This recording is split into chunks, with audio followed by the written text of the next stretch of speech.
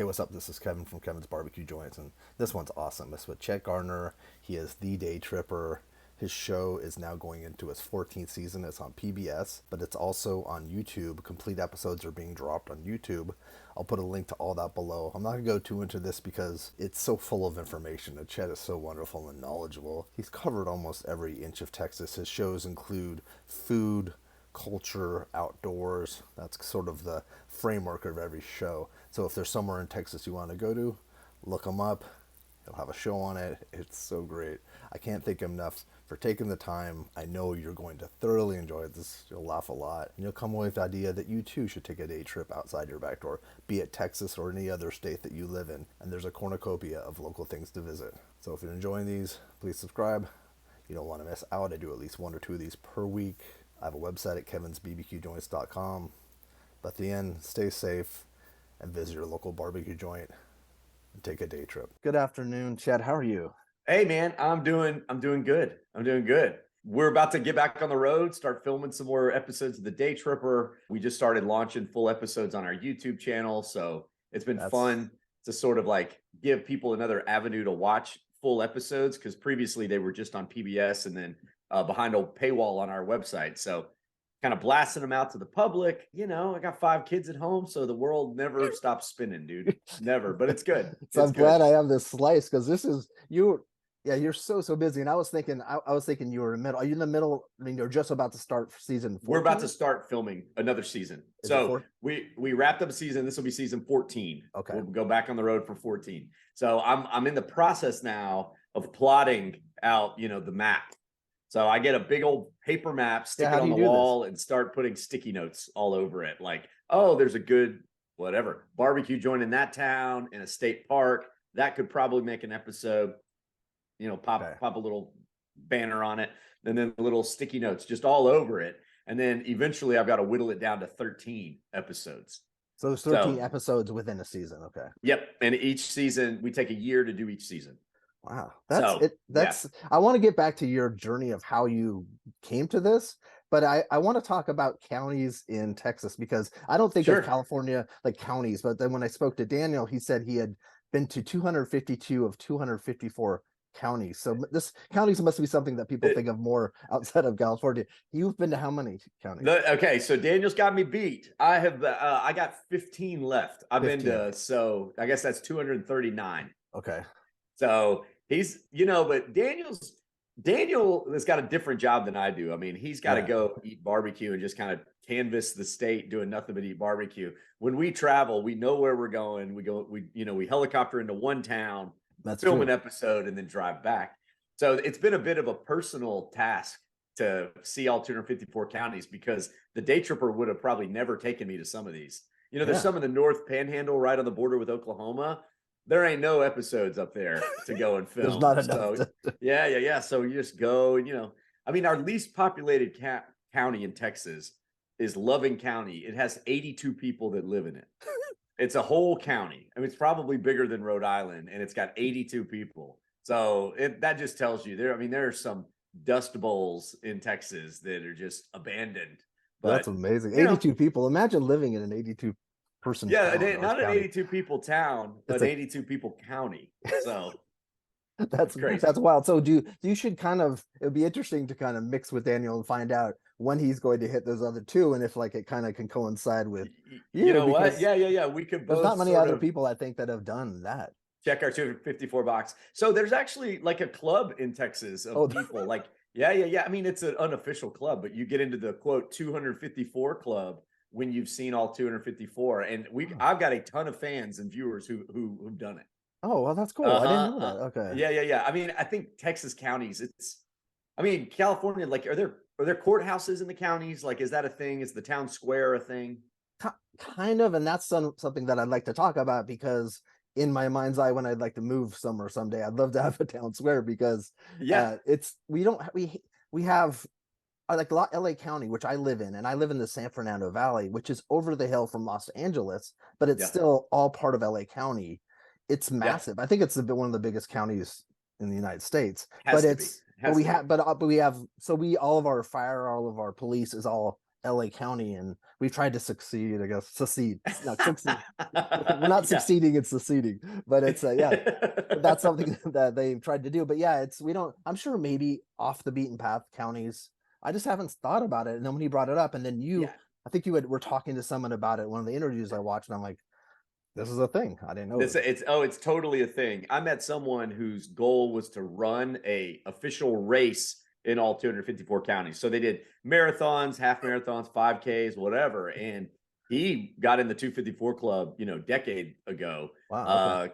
by doing a organized race, which, I was like, well, how the heck in the county with 82 people, like they're not organizing Yeah. 5Ks out there. He goes, you're right. So we had to basically plan our own, but it had to be ordained. So they got the judge's stamp of approval and posted it on the courthouse, message board, the little bulletin board, and pulled it off. And so so this is kind of indicative of Texas, like, and what you're talking about. People want to achieve these things and do these trips and do these things within Texas. Like that's totally very Texas. it is very Texas. I mean, we see ourselves as a country. And so, like, you've got the entire state. So it's not like there's no part of Texas, maybe with the exception of Austin, that wants to not be part of Texas sometimes. Like the whole state sort of sees itself as a place and an idea. And so people want to explore every end and inch of it. Like, I don't know if Southern Californians would just as soon jump over to, Vegas or Arizona than go to Northern California. But Texans very much, they want to go to every corner of the state before they jump borders. And that's why it's so good for someone like you. Like, it's so good that someone like you is doing what you're doing, because it does shine a light. And I think that people, when I was trying to put notes, you're the hardest person I've ever had to put notes together for, because your website has so much content. Yeah. It's because of what you've done and what you've. Well, thank you. Yeah. And it's all wonderful. And your website, I'll put links to everything you have below, because if you want to go anywhere in Texas, essentially, I guess, other than the places you'll be going this season, you can find a guide or a little trip or a video. It's wild. That's yeah. I mean, I jokingly say I want to make a television show that inspires people to watch less TV.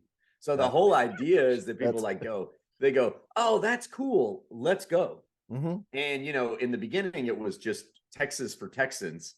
But now it airs nationwide. And so, people everywhere are seeing this. Oh, I'm going to take a trip to Texas and do all these things the Daytripper has done. And they may not come but a couple times in their life if they're fortunate. But for Texans here, I want it to be one of those things. Like, as soon as you turn off the TV, you hop out, hop in your car and you go. And the terrain changes. The people change, everything changes. It's diverse.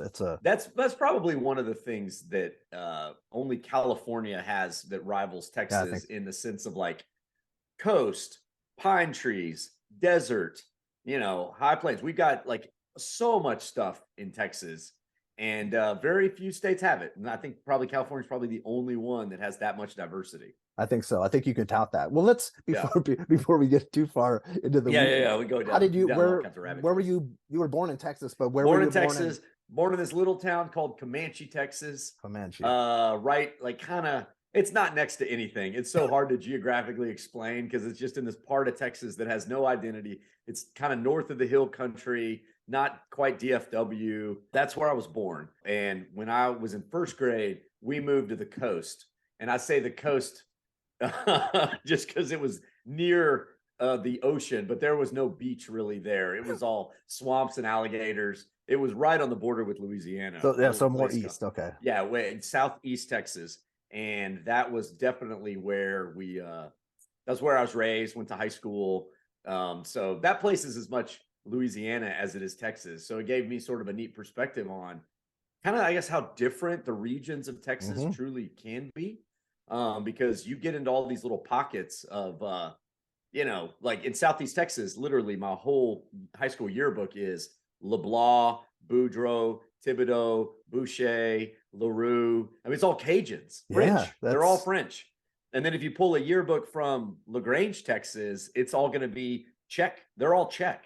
They're just Czech names. And so, and then the Hill Country, they're all German names. And so it's a wild place. Obviously, South Texas, it's a lot of Latinos. Yeah, Hispanic names. Yeah.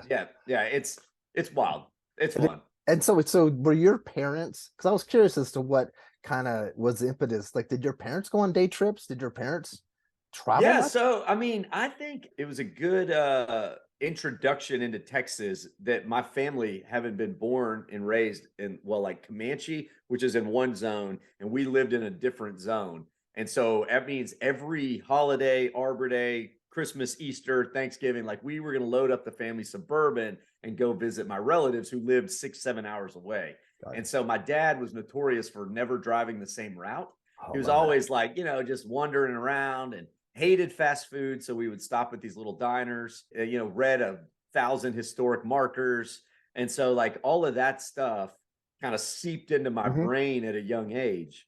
And I developed sort of a appreciation for the state for sure. But, it wasn't until I got to college that I was kind of naive and thought, Texas, been there, done that.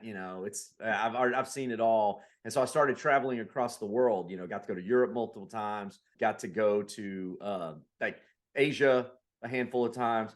And Which is like eye-opening, very eye-opening. yeah, come back full circle and go, well, shoot, not that I didn't have fun overseas, I had a blast, but to do that and neglect what's in my backyard, Hmm. because we would meet people in Spain or wherever, Thailand, tell them you're from Texas. The first thing they would say is, I'm going to go to Texas. I love Texas. I got to go there. And you're like, wait, I spent all this money to come see Hmm. you. And your whole goal is to spend money to come see me. Maybe I could have just stayed and explored my state a little more. And so, like, this created a newfound appreciation for me. Obviously, not everybody Yeah. has the means to travel abroad. And we can get kind of discontent and kick the dirt. Well, I just can't afford travel. It's like, no, you don't understand. Like, some of the best things in the world are right outside your back door. You just have written them off because they're too easy. Hmm. So just get in your car and go see them. I mean, California is a perfect example. Yeah. There's You people can there's people in Los Angeles that have never been to Santa Barbara, which is what, an hour and a half, 2 hours away, and it's a crazy. different world or central. Yeah. Yeah. Yeah. I mean, it's awesome. Like, so I'm a big fan of just local travel. And if you're from a place, it just means more because your history is there. Maybe your family's been there for generations, Hmm. whatever it is. Like, you should know about your backyard. Uh-huh. That's Yeah, interesting. That sounds, it's yeah, funny. My dad passed away 13 years ago, but it yeah, sounds like my dad because he always wanted to just travel across the United States. He's like, why do I have to go to Europe? Why do I have to go here? Because I have, there's so many places in the United States I haven't seen. And yeah, if he had known, I think he went to Texas just for business and out. Like, a lot of people go to either Dallas or they go to Austin for something and they leave.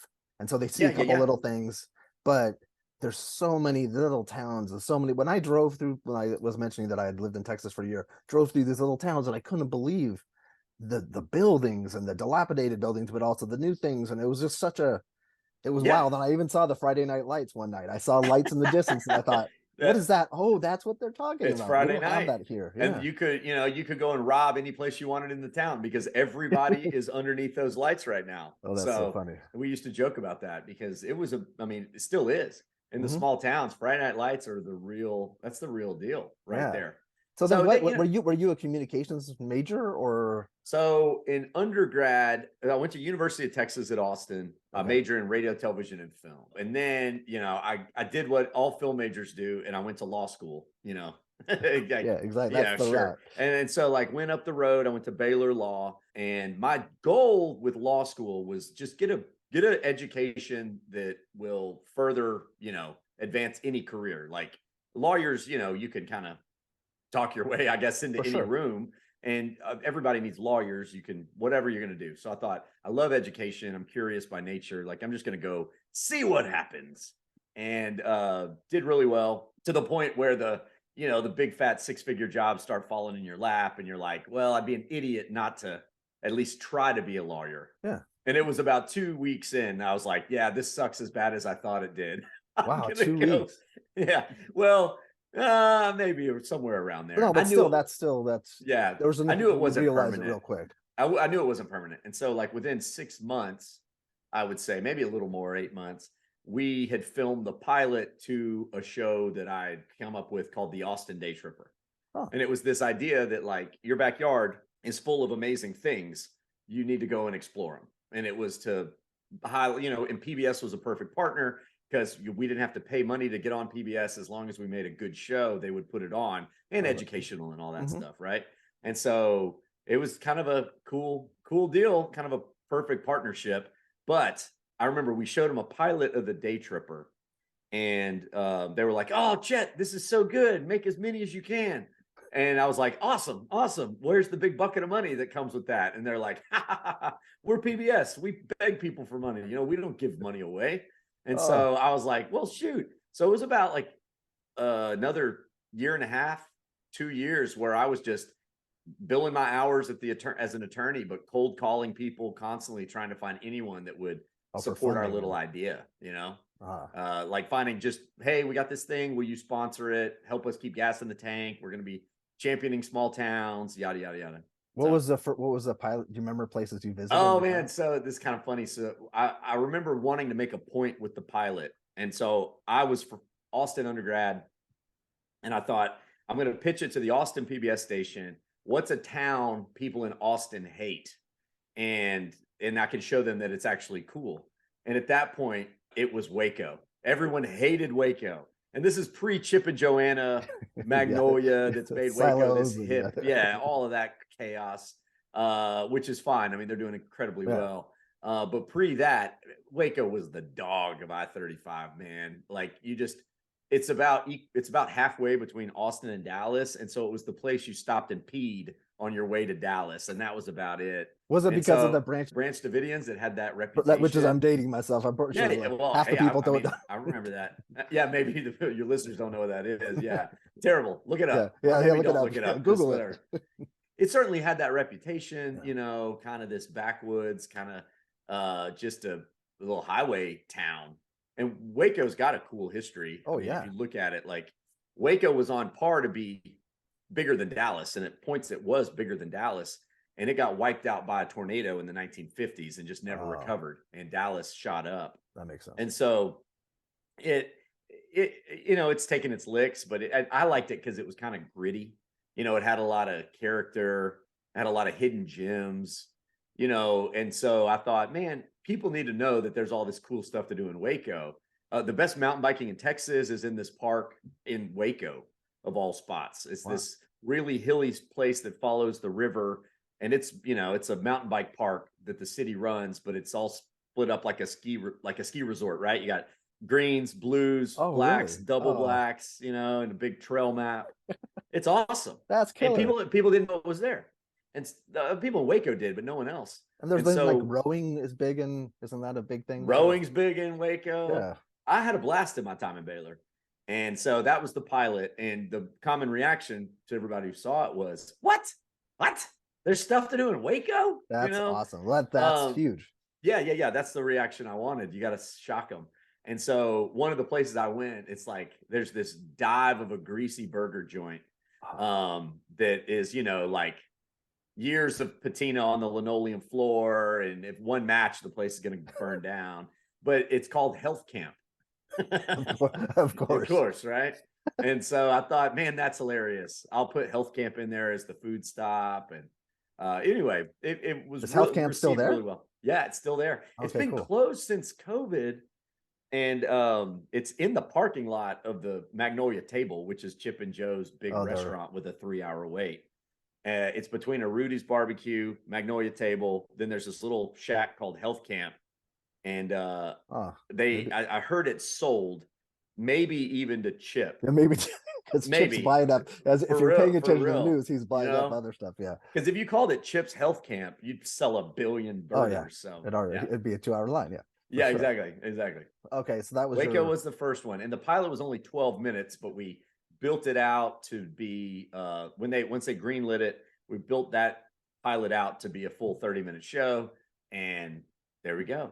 But like one season begat another season, and we live season to season. We don't know if our partners are going to come back, if whatever, and it's wild that we're 13 seasons now. Yeah. And don't have to fight for our living. Most of our partners are, kind of ride or die partners. Like Rudy's Country Store Barbecue's I have a list. Yeah. been with us since the beginning. Love Rudy's. I judged, this is a random rabbit trail, but this past weekend, this week actually, I went and judged the first annual Rudy's Barbecue Olympics. First time they've ever done it. But they got these cutters. So the Rudy's line is fast. And you're not going to wait in line at Rudy's very long. Super efficient, yes. Super efficient. And so every store got to bring their best cutter in to College Station. And these guys, we put them through a gauntlet of challenges on how fast and how accurately they could cut brisket. Oh, wow. And so it was like, all right, ready? I need a half a pound of brisket. And boom, boom, boom, boom, boom. In less than 5 seconds, it was a perfect half a pound delivered. Didn't have to weigh anything, just bam. Wow. And then I need a pound and a half. Bam. And so I was super impressed. So anyway, Rudy's has been a great partner for a while. And Rudy's, I didn't realize, coming from California, I didn't realize much about. I knew about Texas barbecue because I had a blog, but I didn't realize what Rudy's was. And I had stopped at one, and I was shocked. And I got prime rib. I was just, I was blown away by everyone. There's all these craft barbecue places on these lists and things, but Rudy's is dependable. Yep. Meal all the time. You're not gonna, you can get, whether you go there in the morning or dinner, and it's consistently delicious. And so they're not competing with the craft barbecue places, right? The craft barbecue is doing what they do. Rudy's wants to be your everyday business lunch. Let's just go grab barbecue, road trip, because there's a bunch all over Texas. And some in Arizona, people maybe don't know. I think Arizona, Colorado now, Florida. They're bringing Texas barbecue to the world. So so that's cool. So they've been around since day one. They've been around. Oh yeah, for the Daytripper. Yep. That's great. Yep.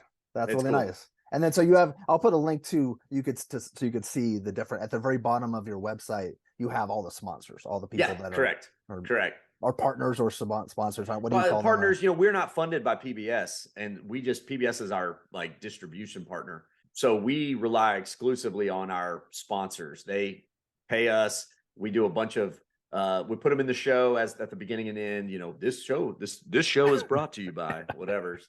And then we do a bunch of social media stuff throughout the year, all kinds of things. So, and then also too, you have, we're jumping all around, but your merch, and I bought the long sleeve white.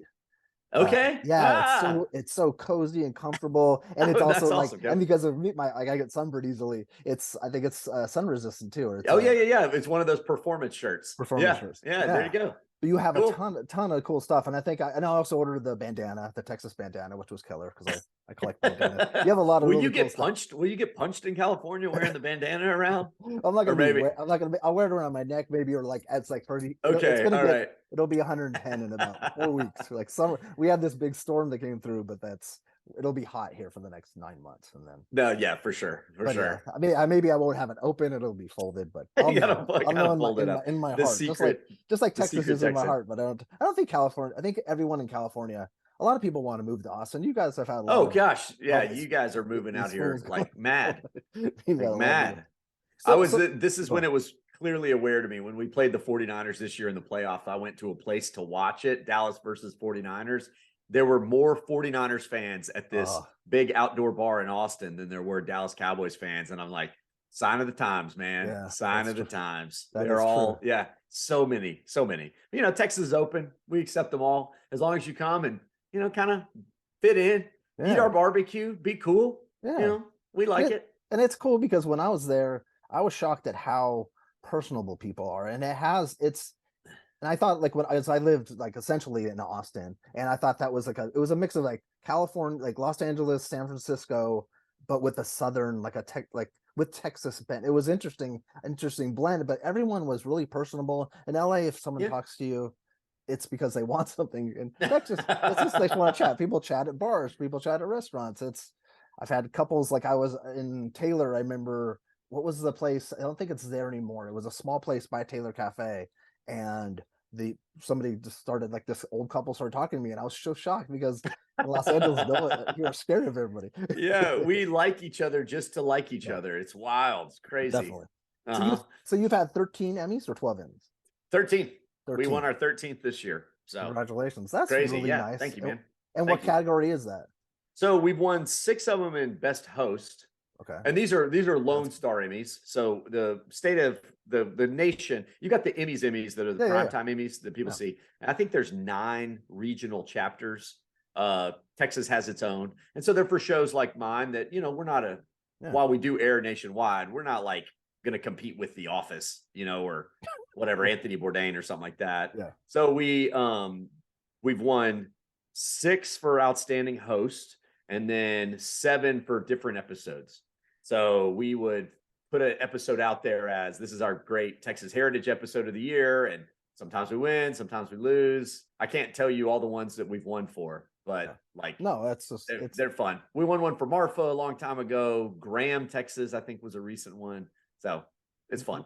So let's kind of talk a little bit about places like why I had made original notes that said like why East Texas, why West Texas, why South. So maybe I don't know what's the best way to let people know. I want people to leave this knowing about places that are kind of off the beaten path, because they can go to Texas Monthly and get the list of barbecue spots. They can do burger lists or taco lists even from Texas Monthly. Yeah. But where would you say, like, do you want to start in maybe North Texas, or where do you want to start? I mean, it's crazy. This might help people. Like Texas every region has its own vibe and personality. Yeah. And so that's the fun part of my job, is bouncing around. Now, the common threads are like, you're always going to find good food. Everybody's going to be hospitable. You're going to get that Texas hospitality. If you're nice to people, they're going to be nice back. So there are definitely common threads, but you do have little regional delicacies in places, different regional quirks. And my hope would be like, hey, take that barbecue list, but like when you go, I don't know, wherever, to Marfa to eat at Convenience West, stop along the way, go see the local museum, go swimming at this swimming hole, kind of make a day trip out of it. Because I mean, there are barbecue nerds who will, travel and do nothing but eat barbecue for 5 meals a day. And I've done that. But I've done that, and I have a lot of friends that do. The more preferable way for me is like, let's make a day of this. We made a couple barbecue joints, but let's like mix it up a little bit, give our stomachs some time to kind of chill and go learn something or see something or take a hike, whatever.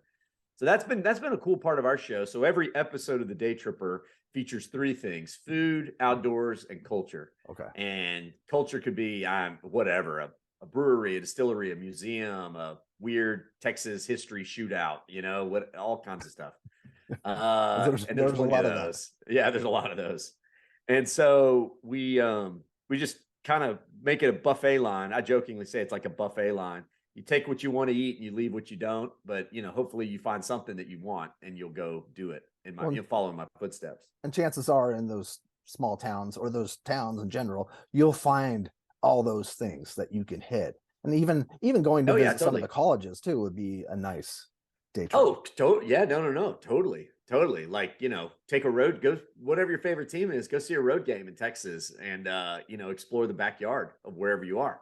Definitely. Well, what's a barbecue spot that maybe people might not know of, or 1 or 2? Can you think of? Did you think of anything? Man, the Texas Monthly barbecue list has done a phenomenal job scouting out the bar. I mean, Daniel's amazing how he finds some new spots and gives them the credit they rightfully deserve, right? Yeah. Like Goldie's Barbecue, number 1 on the list. No one had heard of that. There was a little bit of buzz before it made the list, but crazy how, and rightfully so, it's delicious. My gosh, it's delicious. But the thing is, once you land on that list, it's the old days are gone. Welcome to the new era, welcome to the 1 hour line and, selling out of meat and, guys getting there at 4 a.m. and better staff, but better double staff, so it changes places. I love finding spots that might not be maybe 1-to-1. It's not as good as some of these craft barbecue spots, but it's still that old school vibe.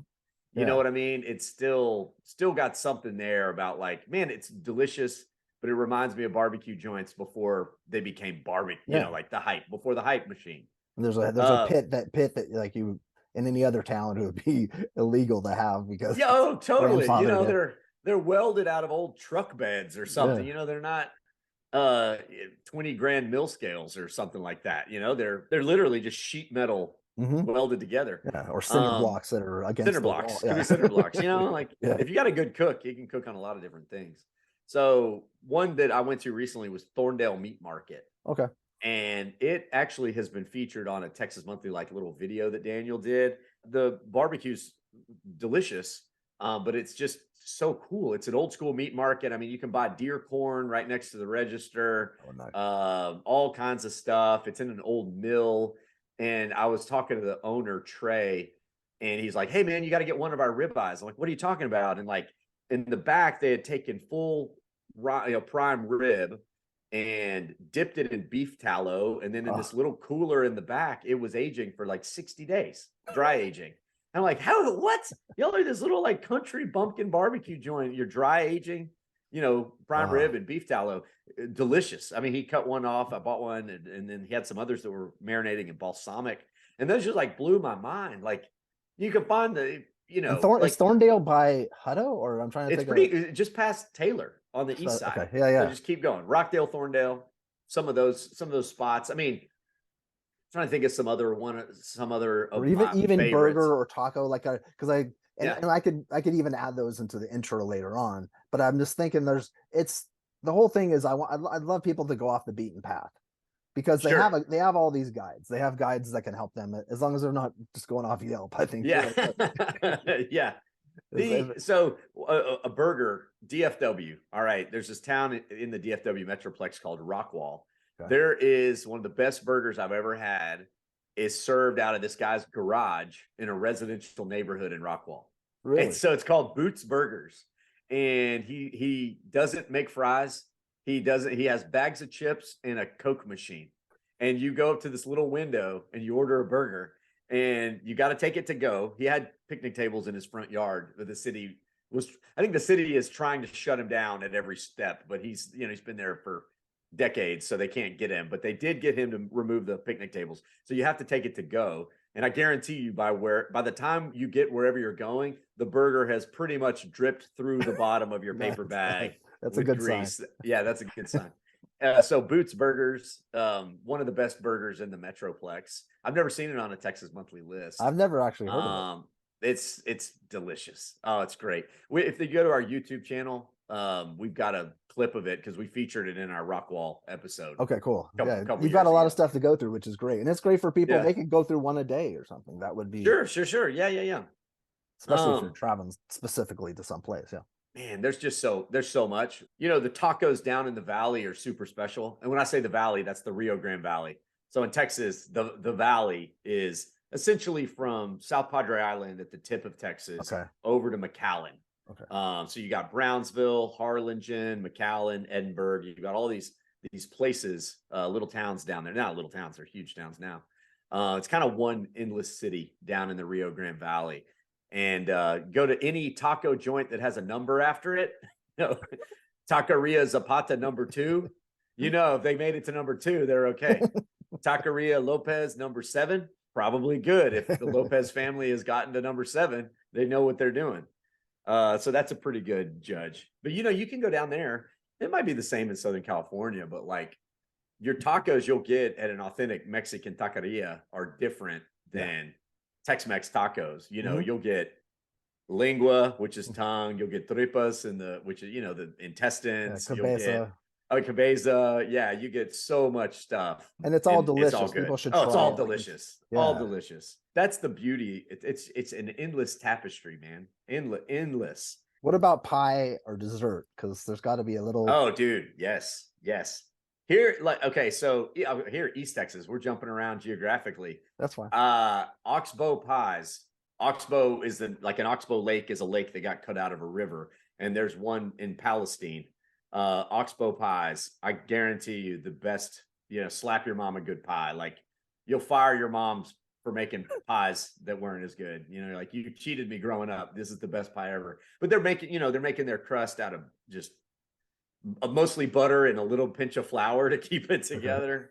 I've got 3 favorite pie joints probably in Texas. Oxbow, let's see, the Texan Cafe, which is in Hutto, which is just east of Austin, and then Miller's Barbecue, actually in Belton. Yeah, So, I was actually just doing a blog post last night with all their desserts because it's oh oh gosh. Yeah, yeah, yeah. Miller's is funny because it is one of the best barbecue joints in Texas, but they could close their barbecue kitchen tomorrow and it would still be an insanely big success because of Mama Miller's pies. Mama It's Miller's like the amazing. best dessert shop in Texas that's masquerading around as a barbecue joint. Yeah, Yeah. and some of the best coffee too. Like it's just Mm. it's shocking. Like it's Holy moly. Yeah, yeah, yeah. I've become good friends with the Miller family, and Dusty is a coffee connoisseur, man. And yeah. his Muscovy coffee, plug for them. It is so good. And So then and their good. new location. Have you been to their new location yet? Hmm. Okay, Yep, cool. in Salado. So it's dangerous because we leave on day trips early in the morning. And if we're northward bound, it's a no brainer. We're going to Muscovy. Okay, cool. That's good. Yeah. That's no, I think they're always, if I ever can weave them into any interview, I want to because they are just, and they're just great people. Oh, So totally. nice. Amadeo's super cool. They're just a great group of people that are putting out amazing things. And I Yep. think there's a lot of people that haven't been to Belton. And what's Belton like? Is it a small town? Yeah, I mean, Belton is, I mean, it's on I-35 and anything on I-35, which is the road that connects Dallas to San Antonio, actually all the way down to Laredo. But anything in that corridor is just exploding. Okay. So Belton is getting bigger and bigger. Now it's got a beautiful courthouse, really cool things to see. Of course, it has Miller's. It's going through a bit of a renaissance. One of the coolest places to go is called the Gin. Okay. It's an old cotton gin that is now like a home cooking restaurant.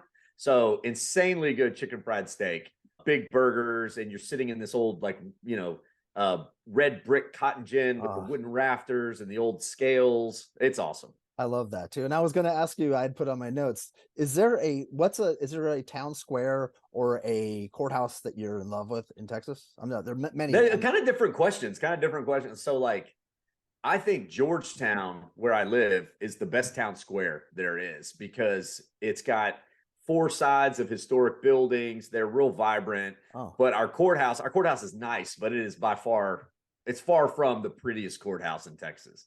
okay. So like there are some awesome courthouses. Denton County is probably the prettiest one. That's Okay. north of DFW. For barbecue nerds, Lockhart. Lockhart is in the top three courthouses that exist. And Lockhart is the barbecue capital of Texas. You've got Kreitz Market, Smitty's Market, Black's Barbecue, now Terry Black's Barbecue. And Barb's is coming. Yeah, Barb's. Barb's is coming. It's it is getting nasty down there in barbecue country. A lot of family feuds going on. Oh, Amir's going to do the place in Port South. Neches. Yeah, Port Neches. Yeah, yeah. That's where I'm from. Oh, I did. Okay, So okay. Jalali, yeah, Amir went to my high school. We have all kinds of friends. We didn't make the connection when I was at Goldie's, Oh, but someone was like, "You met him, the Jalali?" Because Dr. Jalali, I knew him, but I didn't know his kids because Amir and I are we're ah, probably a decade or more apart. And I was like, "Oh, dude!" And so he and I have been chattering about how exciting, like oh, Southeast cool. Texas needs Texas barbecue.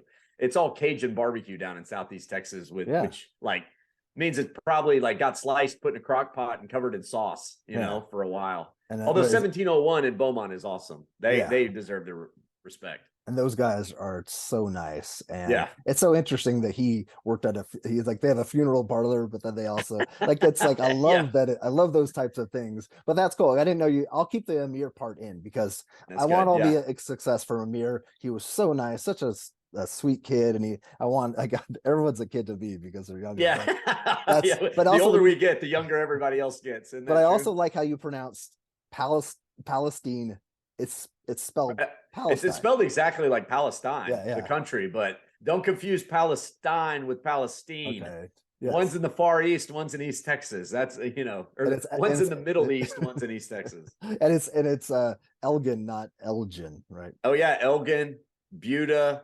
It's funny. There's a lot of places in Texas that if you say it how it should be said, you're instantly going to be identified Yeah, as yeah. an out of towner. Uh-huh. I figured that out real quick. Bernie. If you come in and go Burn, but no, that's Bernie. And then not Burnett, it's burn it, darn it. Can't you learn it? There's a bunch of those. You better ask how the town's pronounced before you embarrass yourself. Well, and Hutto, you would think would be Huda, like it would be different. Like I thought it Yeah, was yeah, yeah. different too. Like Nope. That's just Hutto. Hutto is also growing. Like that whole area. It's amazing because going from Taylor to Austin, I'd go through all these places that now are burgeoning. They're giant. Oh, yeah, they're blowing up. I mean, wild. Taylor itself, since you lived out there, like it got the Samsung factory, which is just adding 10,000 jobs or something. It's crazy. That is amazing. Crazy. Yeah. That's crazy. Well, really quickly, on your website, you have some regions broken down. Big Bend country. Can you describe where that is? That's okay. So Texas got all these regions. Big Bend country's out west around Big Bend National Park. It's the bend of the Rio Grande River that kind of makes that weird horseshoe at the bottom of Texas. So that's the Big Bend region, goes all the way to El Paso. Rugged, desert, beautiful. Convenience West Barbecue is holding that place down. And it's a drive out.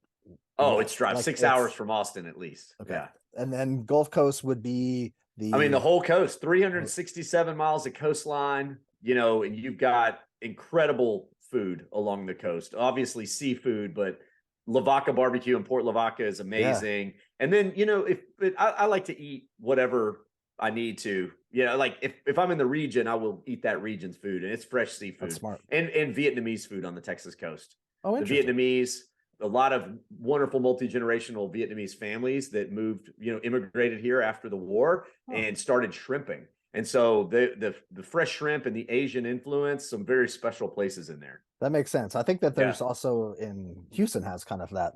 Yep, exactly. Yep. Okay. And then Hill Country, I've always tried to get my head around and I've Googled what is Hill Country like 40 times, but it still doesn't. What are exactly? So it's like half of Austin is in the Hill Country, half is not. And so it's this line that goes basically I-35, Interstate 35 west. It includes towns like Fredericksburg, Llano, but then it keeps going kind of out to Uvalde, Del Rio. So it's this big blob in the middle of Texas that's all like limestone hills. Okay. But it's iconic. Spring-fed rivers. You go tubing in the Hill Country. Okay. Hill Country barbecue is kind of a thing. Very German. A lot of deep German roots. And Fredericksburg is the wine region, and there's distilleries. Yeah, wine region's all Hill Country, so for sure. Okay, cool. All right, and then Panhandle. I mentioned that before. Yeah, that's Amarillo. So that's the part that goes up close into Oklahoma and New Mexico. So that's where Tyler's is. Okay. And Tyler's, Tyler's in Amarillo for sure. Okay. For sure. And what is Piney Woods? The Piney Woods. Okay, so this is East Texas. East Texas is like the deep South. And so if you go into East Texas, you got 100-year-old pine trees that are 100 foot tall. Oh, wow. It is not like the rest of Texas. So thick pine curtain. They call it, you got to go behind the pine curtain. And it is, if you drop someone into a town in East Texas, say Lufkin or Crockett, they would have no idea they're in Texas. If all they had in their mind was the icons of Texas, desert cowboys, all that. It's a lot of deep South oil, kind of, the towns are very different. A lot of blues. I mean, the blues things that were happening in Louisiana and Mississippi filtered over. So you got blues, a lot of blues music, a lot of rich African-American history. It's cool. Okay. So that's where like Mimsey's is? Is that kind of? Mimsey's is in Crockett. Yep. Okay. That's definitely East Texas. Okay. So yeah, I'm thinking, okay. There you go. And Piney Woods. And then prairies and lakes. That's all over, right? That's that's or is that one area in between? You got your pines on the east, you got your Hill Country in the west. It's that region of Dallas down. Oh, okay. So yeah, like between Bryan College Station, that's right in the middle of prairies and lakes. Oh, gotcha. Okay. Yeah. Okay, that's cool. Yep. Then South Texas Plains. South Texas Plains, that probably starts in San Antonio and goes down. Okay. All right. Cool. Yeah. Okay. That makes sense, and that'll help people because if you're not from Texas, you don't know. You wouldn't know. Right. Right. So what are all the different ways people can get a hold of you and watch? Oh, yeah. The website's a great place to start. You've investigated the website well, Kevin. So the Daytripper.com. Don't forget our show airs on PBS all over the country. So check your PBS station if you want to find out about Texas barbecue and all the cool places to go in Texas. Our YouTube channel, got to plug that. We're starting to put full episodes up there. Awesome. That's the Daytripper TV. Cool. All kinds of stuff. And we just released. So you have a podcast? Yep, podcast. We got a podcast now too. So it's called the Daytripper Podcast. And what is that? Does that cover just little? It's once a month. We do it once a month, and it's that's all we're doing it now. We're hoping to expand it, but me and my crew sit in a room and we kind of talk about what we've been up to, bunch of goofy stories about Texas. We have a Texas Music Minute where we bring in an artist that fun. Okay. We don't bring them in. We talk about, we find an artist that people need to know about, answer viewer questions, things like that. It's just kind of a variety show. Yeah, no, I have it. Like I have it on my list of like, time is so it's you want to, when you do have time to listen to a podcast, you want to listen to something that you like. So I'm glad. Check it. Check it out, everybody. It's a strange, cornucopia of Texas. I love that's one of my favorite words. It's also too for supporting you by going to visiting like your sponsors, but also to merch. Does merch help too? Yeah. Absolutely. So the Daytripper.com, we got a store on there, lots of Texas made items, cool stuff, hats like the one I'm wearing, shirts, handmade candles, belts. We want to support all the makers we find across Texas. So we carry Meat Church, Jess Prowl's Hardcore Carnivore, a bunch of seasonings, rubs, things like that. So if you're making something cool in Texas, also we want to know about you and pull you in our store. You don't have a physical location, do you?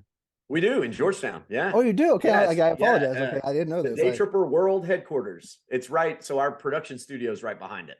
Okay. So can they pick up stuff like that there? Oh yeah. Come and see us. Come and see us. That's cool. How far away is Georgetown from Waxahachie? Ooh, probably an hour and a half, maybe. Okay. Yeah. Go see Matt and Meat Church. Come on down, see us. That's what I was thinking. The Silos is right in the middle of us. You can see Chip and Joanna. All the TV people with. If I ever take my mom to Texas, I have to. I told her, I said, one day, I'll take you to the Silos because you have to. Every mom is a big fan of Chip and Joanna, and they've done a lot of good. I'm sure that there's people that. But I like people. They've got their haters just because they brought so much attention to Waco. People didn't want it. There's always naysayers who don't want it to change, but change is inevitable. Yeah, and if it's just a matter, they've guided it in a good way. Think so. I think so too. Yeah, excellent. Well, thank you so much. There was a million things we could talk about because Texas is so diverse, and you've 13 seasons in. There's a lot to talk about. But if people want to learn more, just check out all your content. Check it all out. That's right, man. All right. Well, have a great Kevin. That was a blast, man. So nice take care. Come see me when you're in Texas. All right. Or I'll do the same in Cali. Excellent. Right. Take care. Adios. Have a good one. All right. Bye.